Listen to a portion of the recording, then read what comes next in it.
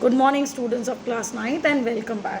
Children, I thought to prepare another video from the chapter only to pick the most important points and to cover the complete summary of the chapter, which I don't know why, due to some technical problem, I am unable to attach the slide with it.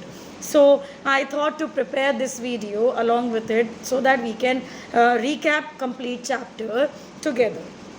Now, children, there are some important facts which I would like to discuss. That the southernmost point of Indian subcontinent or the Indian Union was Indira Point, and now it is submerged in the sea water. In which year it got submerged is 2004 during the hit of tsunami. Point number 2, children. Since the opening of Suez Canal in 1869, children, India's distance from Europe has been reduced by 7,000 kilometers. Another fact which you should note down. Point number 1, that the southernmost point of the Indian Union was Indira Point, but now it is submerged completely in the sea water because of the hit of tsunami in 2004. Point number 2, the distance of India from Europe has been reduced by 7,000 kilometers because of the Suez Canal. Since the Suez Canal has been opened for trade, the distance between India and Europe has been reduced by 7,000 kilometers. And another important point to be asked for one more question. Third point, children. Before 1947, there were two types of states in India. Number 1, the provinces and the princely states. The provinces were generally like we have states, and the princely states were the states which were being headed by a king or a prince. That is why they have been known as princely states. Point number 4, children. Provinces were ruled directly by British officials, like the colonial setup was there, and the princely states were actually being ruled by rulers and the kings. All right. Now, children, to note down the summary of the chapter, we could now recall the chapter by India is known for its rich commercial and cultural heritage, and it is also known as home to some of the ancient civilizations of the world. All right. For example, 3 points we have discussed in this. That number 1, India is known to be one of the richest in commercial, cultural, and it is home to some of the most important and the oldest civilizations of the world. For example, you will quickly name it, that is Indus Valley Civilization, which is given on the name of the river Indus. Number 2, India spreads across eastern and the northern hemisphere. All right.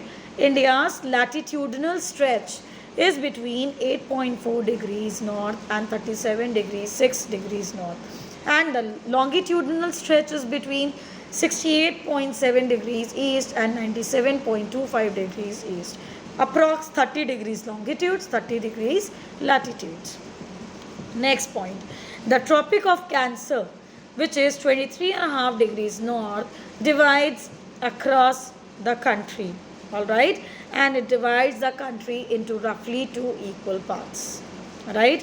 Next point, the country has Andaman and Nicobar Islands in the southeast and Lakshadweep Islands in the southwest. Andaman and Nicobar Islands in Bay of Bengal, Lakshadweep Islands in Arabian Sea.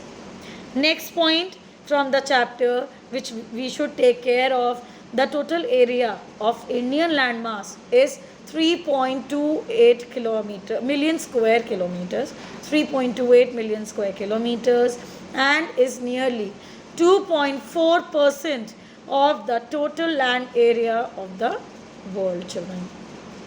Next important point from the summary, which is India is bordered by the Youngfold Mountains, which are Himalayas, okay, on the northwestern, northern and northeastern side.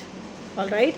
Then India is from the Bay of Bengal in the east, is bordered by Bay of Bengal in the east and an Arabian Sea in the west. So we have 3 boundaries which are securing India from the north, northwest and northeastern Himalayas From the east, we have Bay of Bengal. From the west, we have Arabian Sea. So these three borders also we should take care of.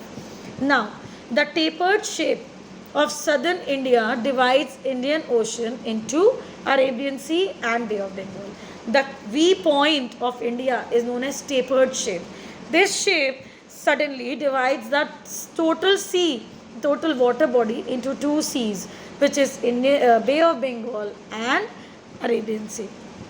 Next important point, children.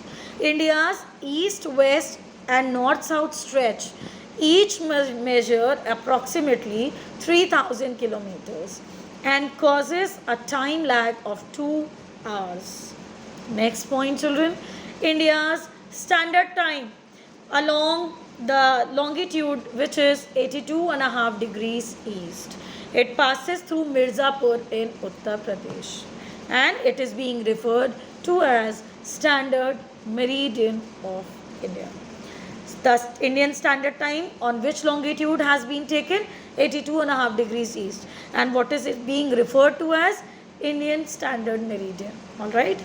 Next point. While India's longitudinal stretch gives rise to a time lag of 2 hours between east and west, its latitudinal stretch influences the duration of days and nights. Alright, children. Now this was the complete gist of the chapter. Hope it was useful for you, and thank you so much for listening. See you all in the next class, but before that you will be completing all the questions and answers positively in your notebooks. Thank you so much, children. Have a nice day. Take care and stay safe. Bye bye.